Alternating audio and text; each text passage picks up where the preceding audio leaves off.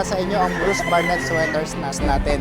So, itong mga Bruce Barnett sweater, ito yung nagpakilala sa atin sa larangan ng sabong. So, ito yung base blood natin. So, itong hawak ko ngayon, this is an old original blood na Bruce Barnett sweater. So, kung makikita nyo, white streamer siya, banderado, sayad ang pakpak, tapos mahaba, sayad ang pakpak na mahaba.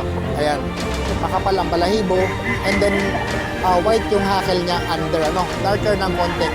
So ito po yung original blood na napunta sa akin.